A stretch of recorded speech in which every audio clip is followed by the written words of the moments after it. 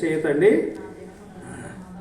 నేను బాగుండే చాలు, నా పిల్లలు ఎట్టపోయినా నాకెందుకు.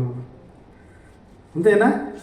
నా పిల్లలైతే ఎక్కడ రాయబడింది, నపుంసకులుగా చేయబడుటకు తీసుకొని పోబడతారు రాయబడింది. ఏం రాయబడితే వచ్చిందంటే, నువ్వు దాచిపెట్టిన రాబోదిన ఏమీ మిగులకు నీంటున్న సమస్తమును నేటి వరకు నీ పితరులు సమకూర్చిన దాచిపెట్టిన అంతయును ఎక్కడికి పోతుందంట? బబులోనికి. అంతటితో ఆగిపోయింటే సంతోషమే. 37వ వచనంలో, నీ గర్భమందు నీ పుట్టిన నీ పుత్ర సంతాను బబులోను రాజు నగరునకు ఎలా తీసుకెళ్తాడంట? ఏం చెప్పాలండి? ఏం చెప్పాలా? అయ్యో అలా జరగకుండా నా దేవుడిని ఏం చేయము. ముందన్నాడు, ఏమన్నాడు? నువ్వు చచ్చిపోతావు. ఏమన్నాడు హిజ్కియాతో వచ్చి?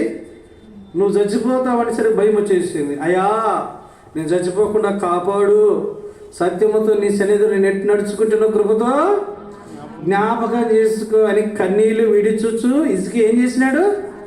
మరి అప్పుడు చేసిన దేవుడు ప్రార్థన అంగీకరించినది ఇప్పుడు చేస్తే అంగీకరించడా? మనుషులు ఏమైపోతున్నారు? ఎందుకు చెప్తున్నాను ఇవన్నీ కూడా? దినాలు చెడ్డవి, మోసపరమైనది, దుర్దినాలు, అపాయకర దినాలు, ఇలాంటి దినాలను ఎందుకు చెప్తున్నానంటే మనుషులు మారిపోతున్నారు.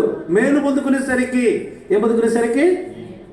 నేను ఒక మాట అంట, అతను 15 సంవత్సరాలు బ్రతికి తన కుటుంబమునకు నష్టం తీసుకొచ్చాడు కానీ ఆశీర్వాదమును తన రాజ్యములకు తను బ్రతికిన దాన్ని బట్టి తన రాజ్యమునకు నష్టమే. తన పితరులు సమకూర్చినవంతా కూడా దోచుకుని పోగొట్టకు ఈ 15 సంవత్సరాలకు కారకుడిగా చేయబడుతొచ్చాడు.